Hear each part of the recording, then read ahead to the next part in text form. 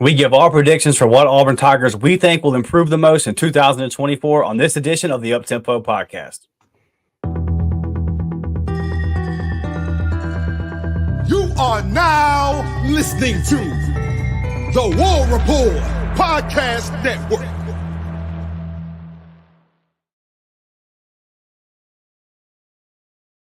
Let's go. What's up, Auburn family? Uptempo gang, Dustin Smith and Blake Lane back at you guys with another episode, man. We're going to talk tonight about who we think is going to take that big jump, kind of similar to what our guy Eugene Asante did last year, right? Bust onto the scene, let everybody know, hey, I'm that guy. Me and Blake are going to give our predictions tonight on who we think will be that guy this season. But before we do all that, Blake, how are you tonight, my dude? I'm doing well. Just pumped about this coming up season. The guys getting to campus and just gelling together, and the recruiting weekend that Auburn just had. And just feels like the momentum just keeps soaring, man. And Hugh Freeze and the staff getting it done. You hear guys like Caleb Cunningham coming out and saying, hey, they're my number one. Like, they are in the lead. And you got to feel good. You got to feel good. Like, it's you're bringing in 4 stars, 5 stars. Look at the list this weekend. The Shoal kid. It just feels like Auburn's all over him, and the momentum's there.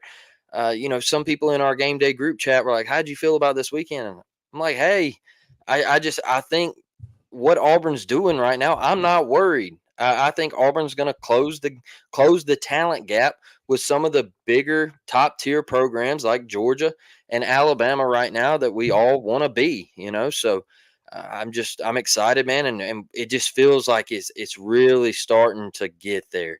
We're in June now. It just feels like you get through July and we're there. We are there, man. So that's what I'm pumped about, Dustin. Yeah, I definitely agree with you on that. These next 5 or 6 weeks are kind of rough. And then it always feels to me like once we get about mid-July and high school kind of starts camping, and then obviously when you get to August and the colleges start putting on their pads and getting at it, it's right around the corner. So we're almost there, man. It's closer than it seems, but right now it definitely seems so far away. Talking about Caleb Cunningham, I think he's the best wide receiver in the class. And you're seeing all the articles come out today talking about how he told Auburn yesterday, hey, you are my number one. You mentioned our game day group chat. If you were in there yesterday, we dropped that little nugget a little bit early yesterday. Blake told you guys, hey, man, I'm hearing some things. I'm hearing that I think Auburn's taking a lead in this one. And then you see that coming out today. So if you're interested in a membership, just some of the one little perks that you might get. And we'll talk about those memberships a little bit later. But before we do that, Blake, let's get into here. Like I said, Eugene Asante was kind of my inspiration for this episode. And I'm thinking, who is the guy that can do it again this year? So we're going to go tonight. We're going to go one on offense, one on defense, and we'll start on the defensive side of the ball. And I like yours, Blake, so I'm going to let you go first. You went with Caleb Wooden, the junior safety. I did, and the reason I went with Caleb is because when I was at the Senior Bowl and I was talking to the guys and I asked Sim. I said, who's the guy back there now? Because you lose Zion Puckett, you lose yourself. Like, who's that guy that's going to step up? And he said, Caleb. He said, bro, he said, that guy is knowledgeable. He said, he knows what's about to happen. He said, and that was one of my biggest things is, he said, I always had trouble with, he said, I didn't want to make the mistake. And he was like, I didn't really, he was like, I didn't, just go. And he was, I hesitated sometimes. He was like, Caleb isn't that player. He was like, Caleb goes. And you saw in the bowl game, Caleb had the pick, and he had a nice little return off of it.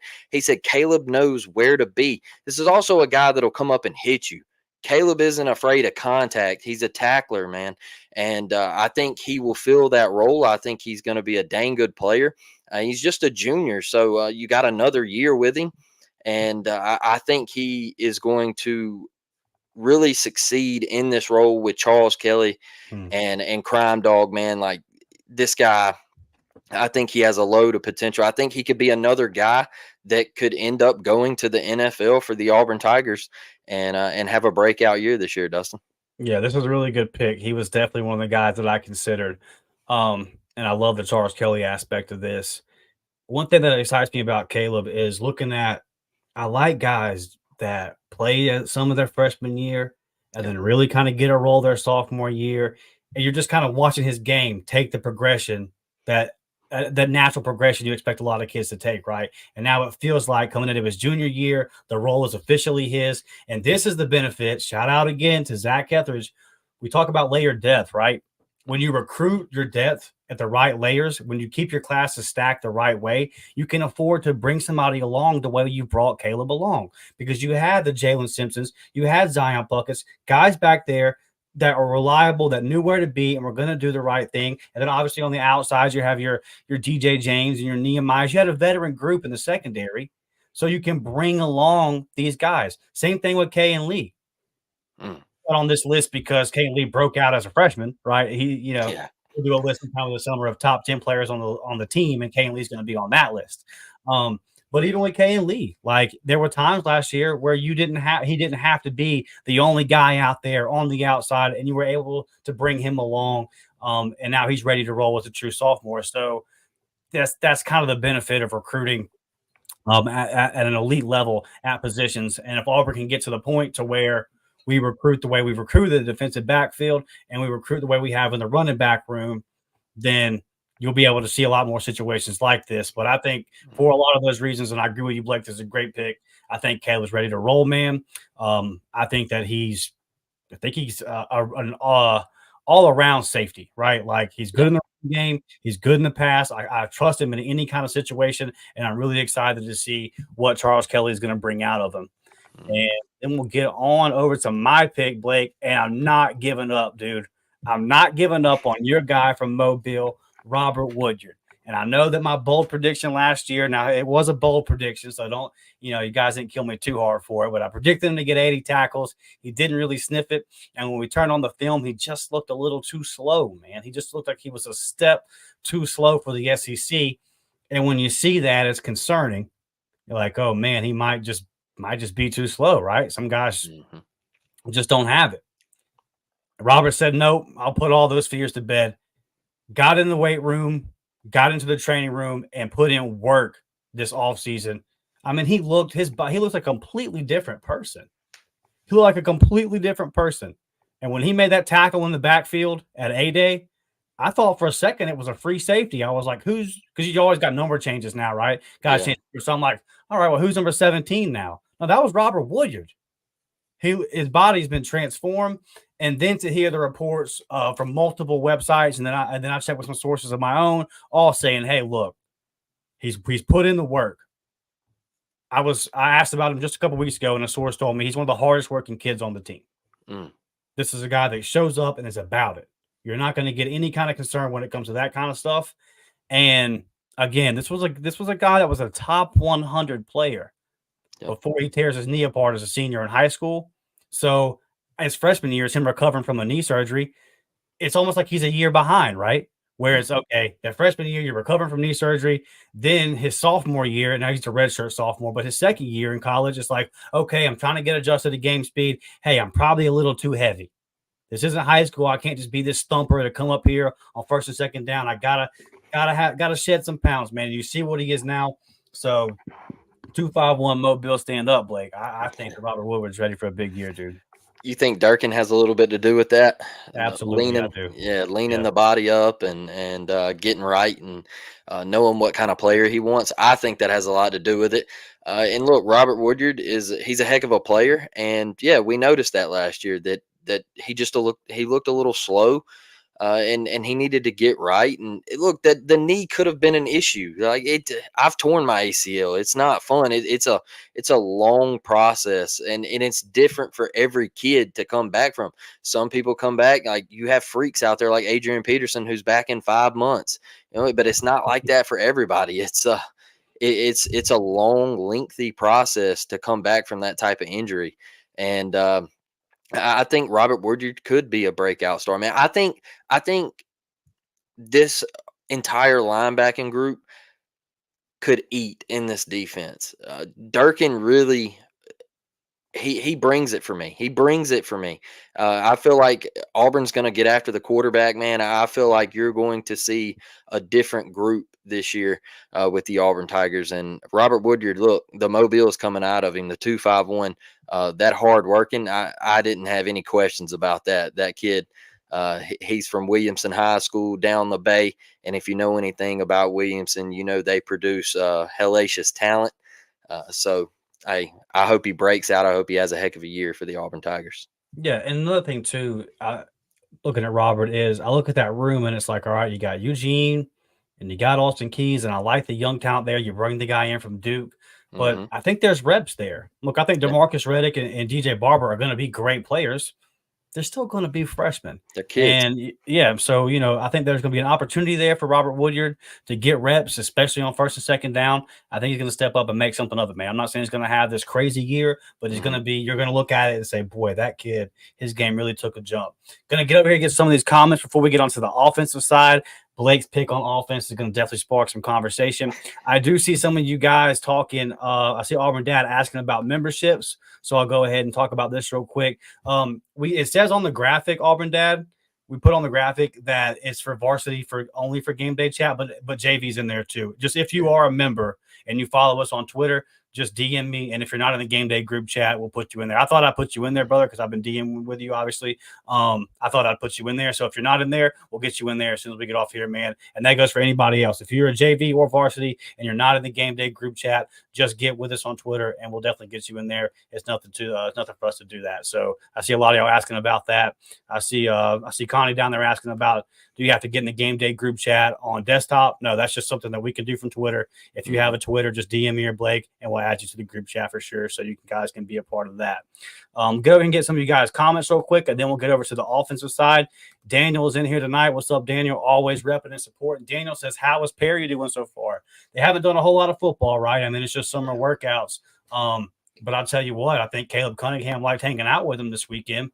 He seemed to like hanging out with all the receivers. So I would say he's already doing his job as far as recruiting goes, Blake. Yeah, look, Perry might not be able to bowl. All right, we know Cam Coleman can. Was All it right. bad? The reports out there wasn't great, all right, but Okay. Cam Coleman is that guy. Look, if you want to go to the lanes and you want to get you a guy that's going to carry you, maybe bowl you a 300, Cam Coleman is your guy. He's a man of all talents. But Perry, I think Perry's going to come around. This dude he's a talent. He's just one of those guys that you look at and say, hey, that's a guy right there. That's a dude that is going to get on the field and he's going to pick things up really quickly and he's going to get after it. And look, Foley High, I've talked to some people over there, and I actually talked to the guy who shot the documentary for Perry. And he said one thing about Perry is you would never know that he is a 4 or 5 star recruit, that he moves in silence, he works in silence, and he doesn't go around just gloating and flashing that, hey, I'm this big 4 or 5 star recruit. He moves in silence. So the workouts, you don't ever know he's working out, and then he'll post an Instagram picture, hey, putting the work in. It's not this entourage and they're moving around and the cameras are always rolling on him and things like that. That's not how he operates. And I think that has a lot to do with Marcus Davis. I think Marcus Davis he gets with the kids, man. And once he makes that connection, that age gap isn't far off. So he relates. And once he slides in, you saw him in Foley that night, Dustin. He maneuvers, man. The way he recruits, he maneuvers himself around the field, gets the view of the game from each angle on the sideline, wants to know what these kids are doing in their off time and all this stuff, and just real ways where he can dig in and coach these kids. It's phenomenal. It's phenomenal to watch. I enjoyed watching him walk that sideline, just be engaged, man. Like you see a lot of high school coaches and college coaches, like when they're not engaged sometimes. Like, you see them over here talking and shooting it and Yeah. hey, you know how that is. And that wasn't Coach Marcus Davis. He was involved, man, and I like that. And Perry and Bryce Kane, I think they both come into that and they say, hey, this is a guy we can relate to. This is a guy we get along with. We know he's going to coach us up. He's going to coach us up. And so I look at Marcus Davis with like Caleb Burton. everybody has questions about Marcus Davis. One thing I've heard is Marcus Davis, is he really the one recruiting these kids, or is it Hugh Freeze, or is Marcus Davis really the wide receiver coach that we need? I look at Caleb Burton. I say, hey, that's coaching to me. Hmm. That's coaching to me. Because what we heard when Caleb got to campus is all the podcasts I listened to across college football was, well, it's going to take Caleb some time. Caleb's not really the guy that's going to come in and play just yet. It might take him a year.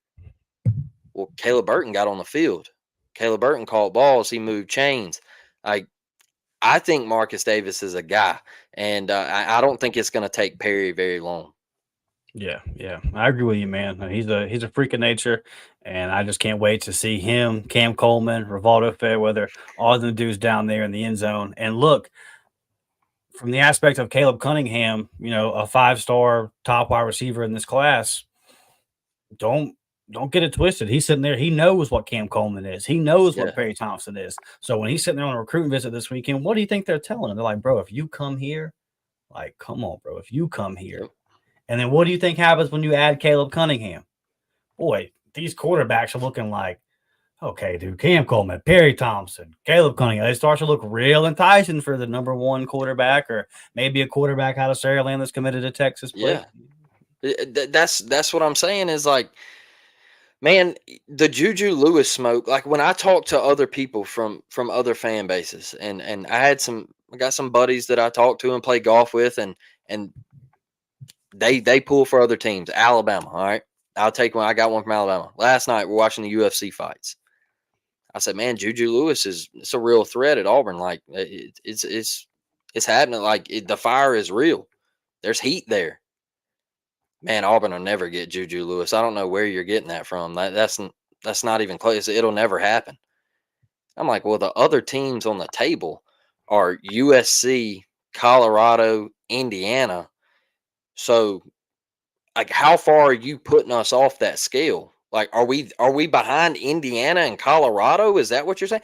I get, hey, if he picks USC, I get that. You're with the QB whisperer and all that. Just had the number one pick in the NFL draft. He had Kyler Murray and all that good stuff. Baker Mayfield, I get it. But you're putting us behind. You're saying that we don't have a shot with Colorado and Indiana. Like, you don't think there's a shot with Southern Cal and Auburn? Like, those are the two, in my opinion. And then you got KJ Lacey. He sure is on Instagram liking a lot of Auburn football stuff. Hmm. Like the heat seems real there. It seems like it's popping back up for KJ Lacey. Man, KJ Lacey, he's either Texas or Alabama. Well, how do you figure? I see Alabama. They just offered a kid that was, I believe, committed to SMU. They just are crystal balled him or whatever. So is KJ Lacey a threat to go to Alabama? I don't know. Like that's where I'm coming from is people are shooting Auburn. They're shooting Auburn down, but Auburn's in the thick of these things, and these wide receivers see that these QBs are wanting to come play here, and vice versa. These QBs are saying, "Hey, a Caleb Cunningham is coming out on Twitter and saying, hey, Auburn is my number one right now." That's a big deal. Hugh Freeze, these guys, this staff, they're all putting it together, and the kids are buying in. All right. They're buying in 100%. I feel like this team is locked in. They're gelled together. Mm.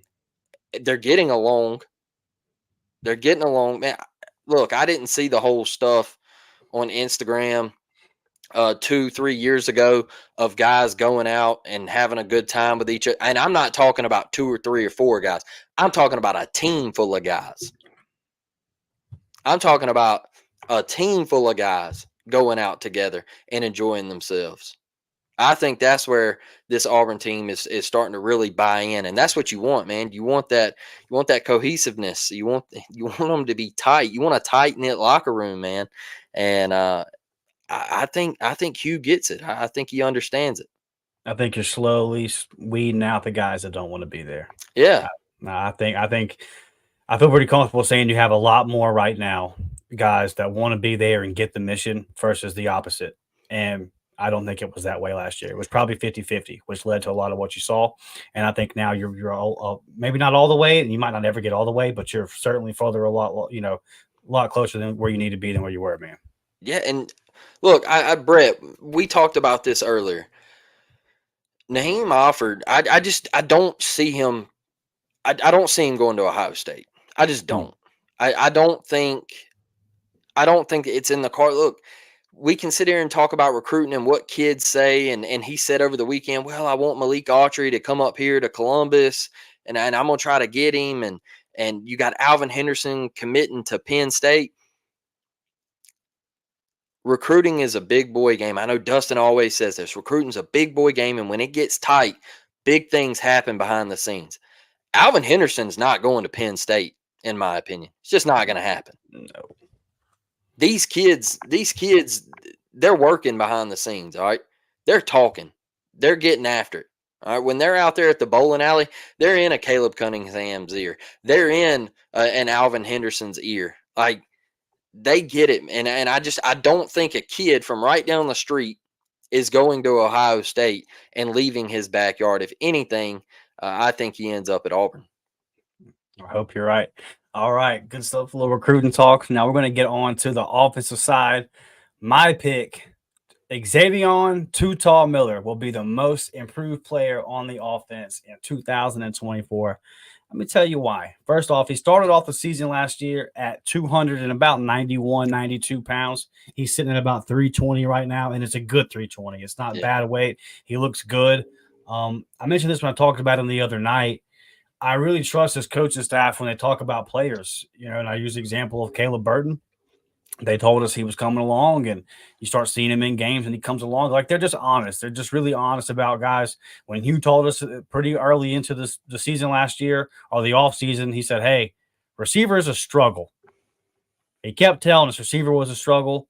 And then turns out receiver was our worst position all season long. So they're going to tell you the truth, man. And I believe it when they tell us that Xavier Miller has taken a big step, and it would make sense to me progression wise. First off, he hurt his ankle last year pretty early on and battled that, and that's tough. Like that's tough when you're 6'5", 300 pounds, and you're trying to come out here at the right tackle position and block elite defenders in the SEC. That's a lot of weight to carry around on a bum ankle, and I think he got better as the season went on. His like if you go back and look at the Iron Bowl, he really struggled in pass pro, but he was great in the run game. So can he kind of put all that together? I think he can. And I think that I'm starting to look at Jake Thornton, and this year will definitely kind of be the determining factor here. But I look at a lot of the guys on Jake Thornton's offensive line, and I say, man, I think they got better as the season went on. And I think that guys like Gunnar Britton and Dylan Wade and those kind of guys, I think that you got the most out of them. I think he got every bit out of those guys because we talked about this at the time, right? Like to go back to New Mexico State, for example. Everybody was wondering why Auburn struggled up front versus New Mexico State.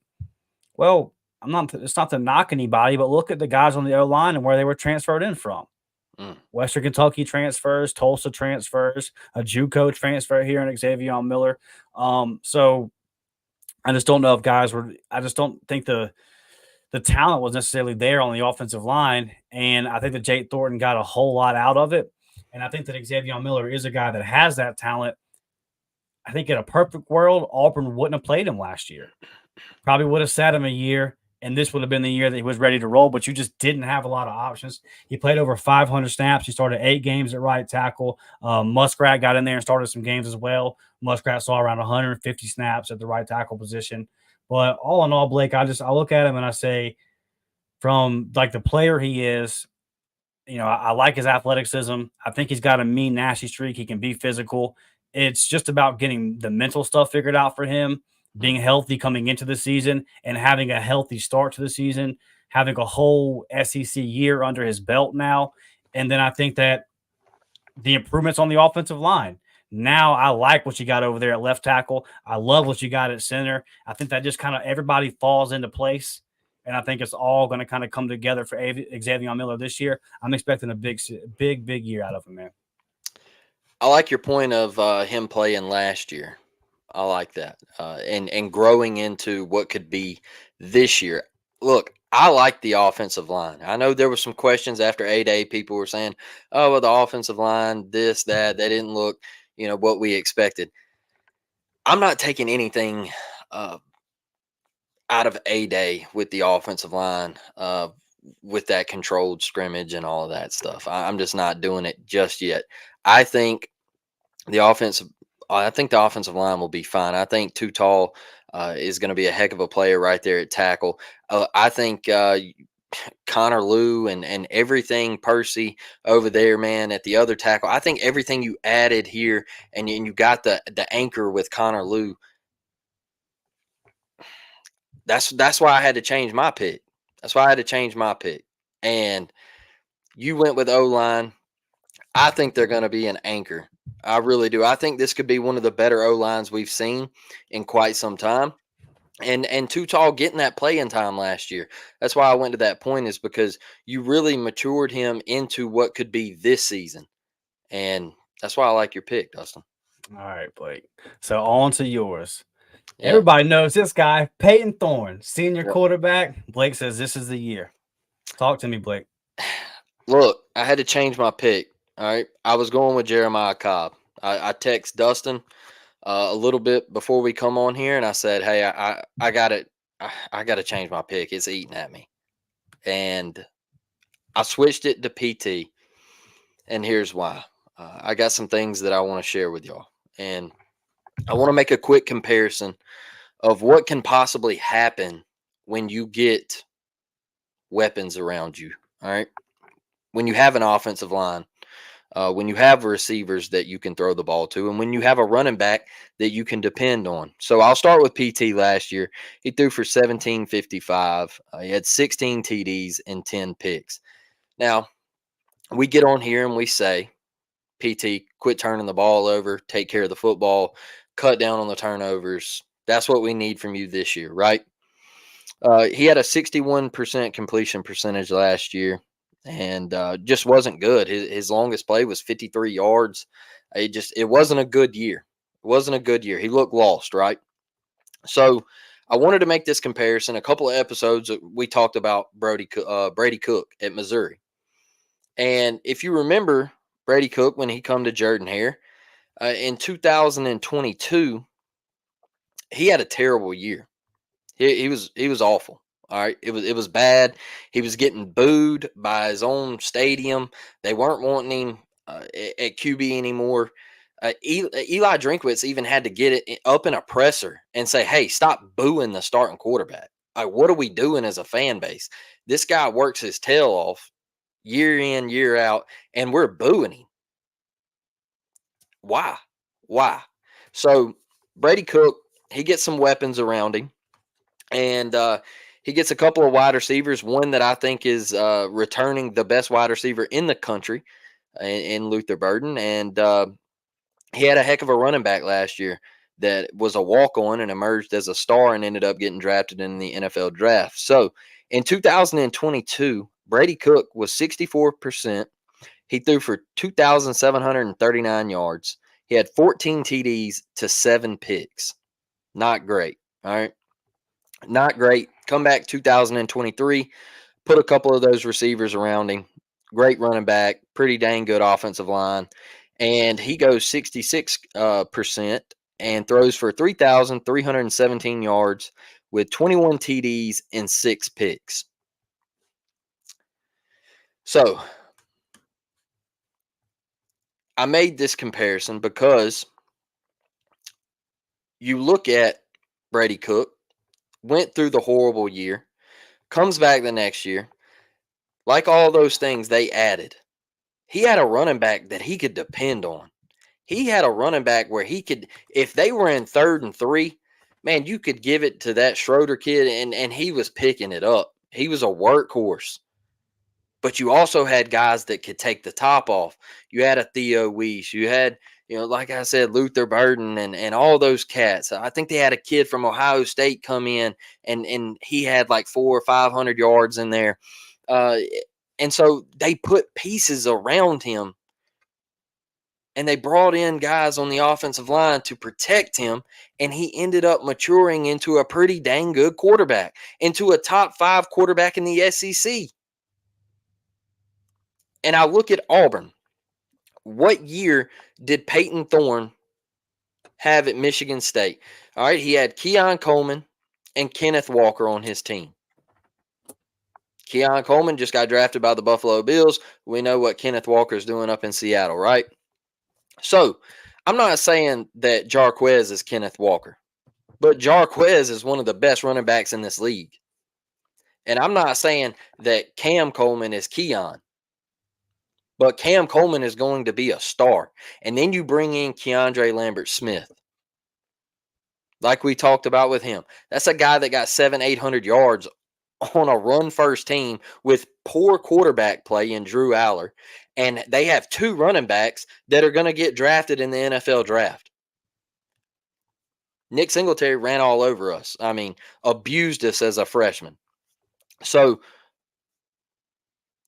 I make that because PT can improve. You're in the RPO this year. When he was in the RPO last year, he had a 70% completion percentage. It wasn't much. We didn't stay in it long. But when he was in that, he was effective. And if Auburn wants to have any chance to have a decent season this year, y'all, it's got to be on PT. It's got to be. Like, I understand that everybody loves Hank Brown and everybody loves Holden and the Walker White stuff is real. I get it. Like, I'm so high on Walker White. I think he is great. I think he's going to do big things at Auburn. I love Hank Brown. Thought he played great in the bowl game. But if Auburn wants to win football games, it's on Peyton Thorne. It's got to be. There's none of this going to Baton Rouge and running out of bounds on 4th down or at A&M missing Jay Fair on the sideline. You can't do that this year. You got to bring it. And I make that comparison with Brady Cook because I know a bunch of people who say Peyton's trash. It's not going to happen. We're doomed. No, it can happen. It can happen when you get playmakers around somebody. It can make life much, much easier. I was going to go with Jeremiah Cobb because I think Jeremiah Cobb's going to get on the field. I think he's going to be electric. I think Hugh's going to put the ball in his hands. Kid averaged like 5.2 yards a carry last year. In the small amount that he touched the football. That's what he did. He had 2 receiving touchdowns last year for Auburn. You get him inside the red zone, he's a mismatch. He is an absolute mismatch. So it ate at me since our last episode. And I wanted to be different off of Peyton Thorne, but I can't because it eats at me every day that if Auburn wants to be successful this year, it comes down to Peyton in big-time games, in big-time moments. We need to see Peyton Thorne that went to Fayetteville. We need to see that. I want to see that moxie dripping off of Peyton Thorne game 1. We can't have a Sanford in Jordan-Hare where people are texting me at halftime, Dustin, and saying, hey, what's wrong? Like, what's going on down there? I'm just like, man, we ain't got a quarterback. You know, like, it can't be like that this year. So I know Camden Brown was another guy that we were kind of, talking about that we kind of need to step up. That's just another guy that you can throw in there at receiver. We talked about Caleb Burton.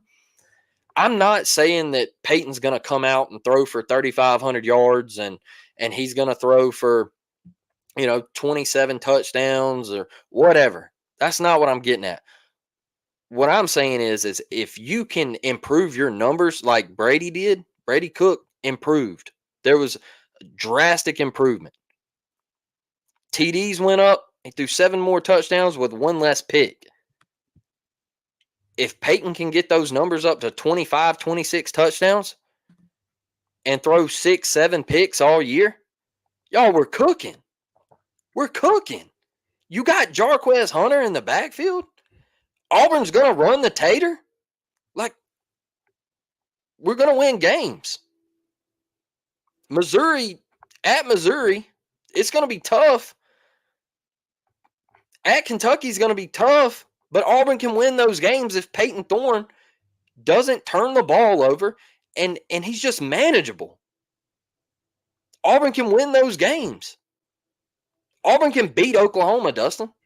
Yeah. if Peyton Thorne is manageable and doesn't turn the ball over and put his defense in piss poor situations, or throw pick sixes like the throw at Vanderbilt last year. That one doesn't leave the mind. I mean, he said that he couldn't see because of the shadows and all that. I don't get that. And then the pick in the bowl game, you can't have those throws. You can't have the play against Cal. Thank goodness it was overturned. But right out the gate, he pitches it, and that could have been disastrous. We lose that game if that's a different outcome right there.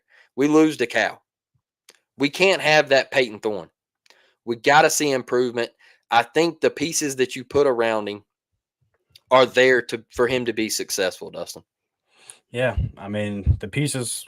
That's really the best argument. That's going to be the best thing that propels his game to the next level. And we talked about this a couple of weeks ago. Everyone says, "Well, Keon Coleman." And it's like, well, Keon Coleman's going to get drafted pretty damn high too. Okay, he's going to be a pretty high draft pick as well. Probably get drafted just as high as Keon Coleman did. I understand he's a freshman and all that. So then it comes down to scheme. It comes down to system, something that we've talked about a lot already. So y'all kind of know my opinions on that. It's just put him in the position, man. Put him in the position. If PT protects the football and then our defense creates some turnovers, obviously, man, we could be looking at a different kind of season here than the one we've had in the past couple of ones. Before we get out of here, I want to get to some of y'all's comments. You guys have been great tonight. Karen is asking, where is the game day group chat? It's on Twitter, Karen. So if you follow me and Blake on Twitter, just DM us after the show and we will add you to the game day group chat. And that goes for anybody out there. This has been a very prevalent topic tonight on the chat. If you are a member and you're not in the game day group chat, get at me and Blake on Twitter and we'll get you in there for sure. Richard says he hopes that O-line takes the next step. I think it will, man. You go out and you get yourself a top-notch SEC left tackle and Percy Lewis. You have Connor Lew coming back, who's going to be one of the best centers in the SEC, if not the country. So I think that you're going to be ready to roll, man. We just talked about Xavier taking that next step. I like continuity is a big thing for offensive line too. All these guys coming back with another year together. It's not a position where you change coaches, right? You've got the same coach coaching the same guys. Getting back to Hugh Freeze's system, I think will help them out as well. I think you're going to be okay there. Brad says it wasn't a personnel thing. It was a scheme thing. You don't go from being bullied by New Mexico State to holding your own against Alabama. Well, I hear you, Brad. I'll say, and I agree with you that it was obviously scheme issues. I'm not disagreeing with you there. I'll say this though. My point is this: guys like in the New Mexico State game, you're starting guys like Dylan Wade, Gunnar Britton, and I'm not don't shade at those guys, but look at their high school rankings. That's the point. They're not that far off from the defensive line rankings of New Mexico State. 2 stars playing as 2 stars. That's what I'm saying. So it just doesn't shock me that we got bullied in that game. And then a lot of this too, Brad, is mental. This comment to me, this is, I said this at the time, right? You come out versus Mexico State because you were on a 3-game winning streak and you thought you was just going to come in and you was going to blow them out the water at home and didn't have to worry about nothing. And Bama, you was already looking ahead to Bama. We're going to handle Bama. We almost had Georgia, but we're a new team now. We've won 3 in a row, just smashed Arkansas. Come to your trap, take over your trap, all this kind of stuff. And then come in there that Saturday, and you weren't ready for what New Mexico State was bringing you. You got out-coached. You got popped in the mouth on a line of scrimmage. And my point, Brad, is simply, you can show up some days. Hopefully there will be days in 2 or 3 years where Auburn maybe doesn't show up for the first couple of quarters versus New Mexico State type teams, but the talent gap is so large that Auburn kind of sleepwalks their way through it and still was able to find a win. If you don't show up and it's 2 stars versus 2 stars on a line of scrimmage, that's what you get, man. That's the point I'm making. But I do agree with you on the scheme. It was definitely didn't put our guys in position to win. Teresa agrees with you, Blake. She says that if PT does the things that you say, Auburn's going to hit that 8-9 win mark, maybe even 10. And it's hard to argue that, man. Quarterback play can find you some wins, brother. You're muted, my guy. You're muted. My bad. D, I see your comment over here, and I got to address it because it helped him at Michigan State. So why can't it help him at Auburn? It helped him at Michigan State. There's plenty of film out there that shows Keon Coleman going up and making contested grabs that it might have not have been the best ball. It might have not have been the best throw. from Peyton Thorne, but Keon Coleman made the play. So that's kind of my point is you put playmakers around a guy and it happens. I'll take it a step further to the next level. I'll take it a step further. Baker Mayfield. All right. Dustin's a big Bucks guy. Baker Mayfield was in Cleveland, all right, where hopes and dreams go to die for a quarterback. They haven't been good in years. Baker put them on the map a little bit, got them to the playoffs. They don't really have anything. Baker messes up his shoulder. They say, oh, well, we're going to ship you out. You're the problem, not everybody else. You're the problem. Baker ended up not being the problem. All right. Because Baker went on down to Tampa and got some weapons around him and got a Mike Evans and said, hey, Cleveland, was I the problem because you just paid a $200 million contract to Deshaun Watson? Maybe you're the problem, Cleveland, because it wasn't Baker. Because Baker got some guys around him, got a nice little offensive line to work with, got some running backs out there, got some wide receivers that he could throw to make some plays. And when you put talent around people, it raises their level of play. And that's what I'm kind of getting at is Brady Cook. He was getting booed off his home field. Got some weapons, got a guy in Luther Burton that he could throw it up to and go make a catch. And it changed his career. That's my thing is Brady Cook's going to get drafted. I don't know if it's going to be very high, but he's going to get drafted because he's going to go out and he's going to throw for 3,500 yards this year, 3,500 yards, and he's going to throw for a bunch of touchdowns, and Mizzou's going to have a great year, and he's going to get drafted, all because Eli put talent around him. It elevates players, man. It does. It raises their game. Yeah, D says, and I will get my rebuttal here. And D says Peyton Thorne is a senior who still makes freshman pick sixes and no pre-play adjustments. PT has arm talent, but Wake's made too many young QB mistakes. My thoughts on this is I agree with you. Yeah. And if he continues to do that, like if we get into the season 3, 4, 5 games at that first little home stretch, then you're gonna see somebody else play QB. Like no one's arguing that, D. I'm definitely with you. But we're looking at it as Auburn fans, and we're trying to say, okay, how do we not go to that? Because that's not the best thing for Auburn. I know if you like Hank Brown or you like Walker, but we know the best thing for Auburn would not be making a QB change in the middle of the season, right? That means things aren't going well. And then do you really want to be going into Georgia with Hank Brown having maybe a start or two under his belt? Like, is that a situation you want to be in? No, it's not, right? So the best thing for Auburn is PT to be that guy and bridge that gap. So agree with you, D.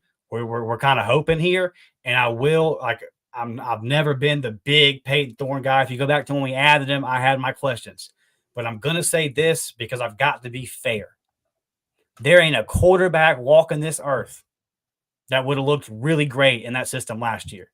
There are some that are good enough that could have turned it around and made the obvious throws and that kind of stuff. But your offensive coordinator and your head coach, who is offensive minded, did not see eye to eye. Yep. They were running packages for 2 different guys. So it's just tough, man. It's just tough. So we'll wait and see. And that's why Blake's predicting him to take a big leap, because Blake's saying it wasn't what it needed to be last year. So he's got to take a big leap this year. And I don't think there's going to be the whole confusion. I like PT sat down on multiple podcasts over this break since the season and said, hey, we were lost. Like, we were in the huddle sometimes and we were lost. We were like, hey, what are we running? Like, what's going on here? The confusion. He said that some people would be like, hey, what are we doing here? That's how different it was. Now you get a little mic in the helmet. You get a head coach that is his offense now. Now, if we get in the season and we start hearing, hey, we're having trouble communicating and all this stuff, look, bad take on my part. But I think Hugh Freeze can break things down for Peyton and make life a whole lot easier on him. And it's got to happen. It's got to happen for Auburn to be somewhat successful this year. Is you have to have PT, because like Dustin said, okay, so if PT comes out against Cal and it's just a blunder, all right, Hank, they put Hank in, all right, Hank squeezes by Arkansas. Say you squeeze by Cal, Hank squeezes by Arkansas, and then you get to Oklahoma and you get just absolutely blasted. Then what are we gonna say? So now you're gonna go to Georgia, you're gonna get blasted, you're gonna get blasted by Missouri, you're gonna get beat at Kentucky. So the best thing for this football team, in my opinion, is for you to come out and have a manageable Peyton Thorne. Like I said, I ain't talking for him to come out and have no Joe Burrow type elevated season. I'm just saying, don't turn the ball over like you did last year with some of those picks that we're talking about. And listen to your coach, man. Listen to the quarterback guru. You got a hell of a coach on that sideline that's going to be in your ear. So it's got to be Peyton. Yeah, for sure. And we appreciate you, D. Good conversation. Thank you for being here tonight with us, buddy. All right. Before we get out of here, guys, let's talk about these memberships real quick and what is on the horizon for those. Been a big week in recruiting, man. It was a big weekend in recruiting. We had a lot of big time visitors, like we talked about Caleb Cunningham a little bit. Mr. Scholl, who is he's going to be a 5-star. If his ranking currently holds, he'll be a 5-star whenever they do their updates. Just one of the top offensive tackles in the entire country. And boy, I mean, you're already looking at Auburn's offensive line class for this 2025 class. You add Scholl, man, and this thing is really it's good. It takes on a Facts. whole nother life of its own. If you add a 5-star tackle to this class, you can really look at it and just say, man, oh man. Facts. So we talked a little bit about memberships tonight. A lot of you guys have had questions. Blake, tell these people where they can go to get a part of these memberships and what they will be getting, my guy. Look, if you're on audio, we'll break it down for you right here. If you're in here with us on the live on YouTube, you can see it right there on the screen. $3.99 a month, JV Squad.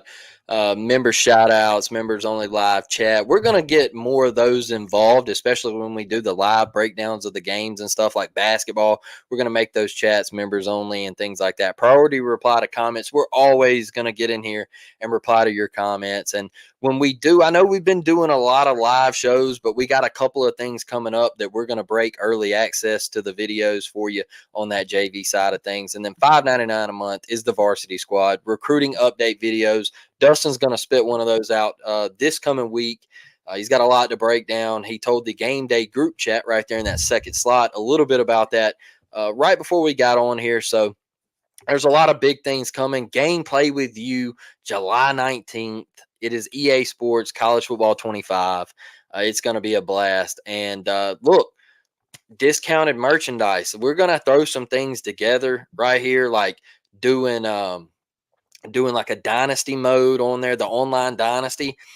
Get in the game day group chat, join the online dynasty. If you win it, we're going to give some merch out, some things like that over on the woolreport.com shop.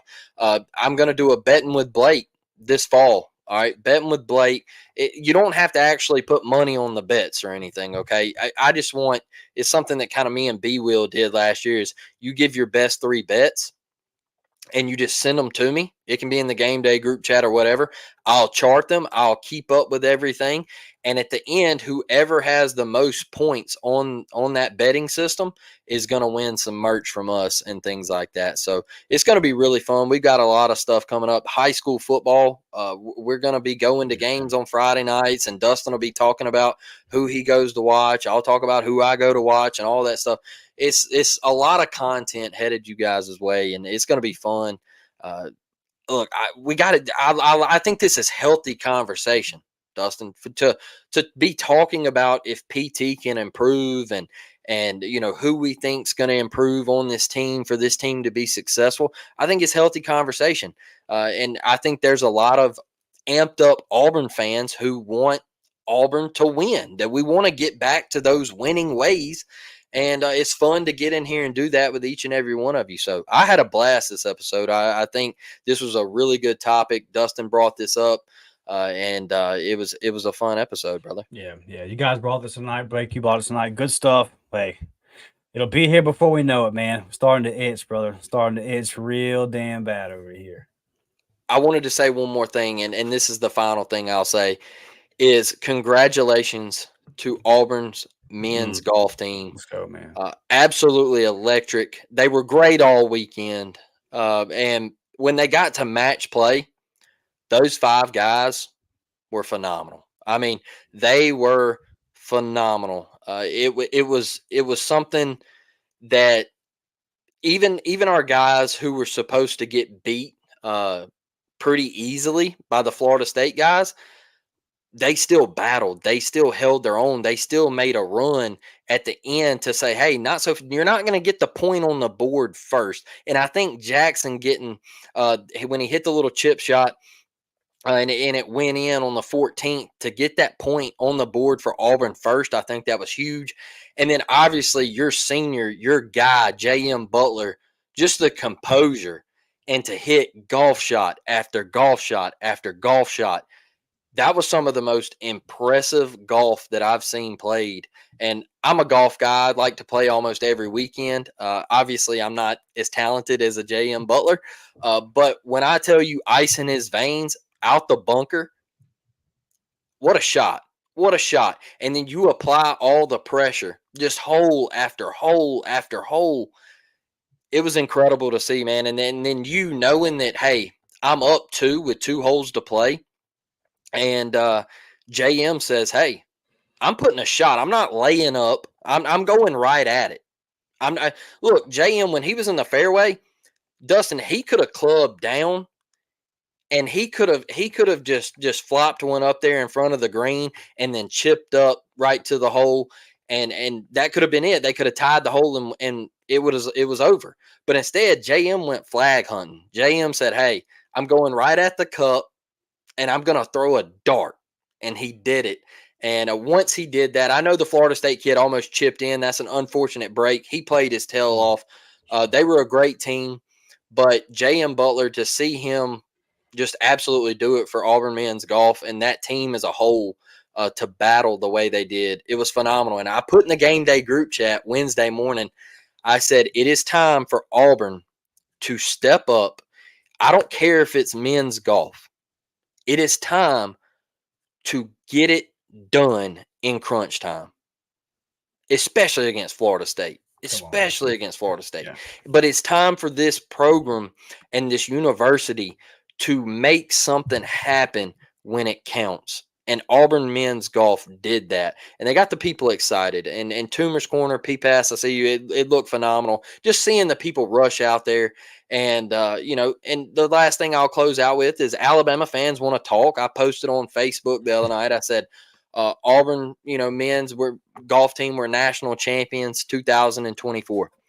First comment, big Bama fan, big friend of mine said, about time. About time what? It's been 10 years since you've won the Natty in golf, all right? It's been 27 minutes since we've won it, all right? So, what are you about timing? Right. Well, it's about time y'all won something, all right? I'll tell you what it is. Buddy thought they were about to go have some success on the diamond this weekend, and they ended up getting clapped, all right? They ended up getting clapped by Central Florida and Stetson. So get off my page with your comments and look, you've won 0 national titles this year. All right. 0, none. And don't claim an individual tennis title. We're talking about team sports here. None. So get out of here. Auburn 1, Georgia 0, Alabama 0. It's true. We're just better than you. So I'm out of here. I love y'all. Great show. Dustin, get us out, man. Yeah. Shout out to men's golf, man. Defeated Yale, defeated Virginia, and defeated FSU. Yeah. How you do that there? That's what it's all about, man. So War Damn Eagle. We'll see you guys Tuesday, 7 p.m. Hit that like button. If you're not subscribed to the channel, what the hell are you doing? Subscribe. We'll see y'all guys Tuesday, man. We're out of here. Stetson baseball. Rock on, baby.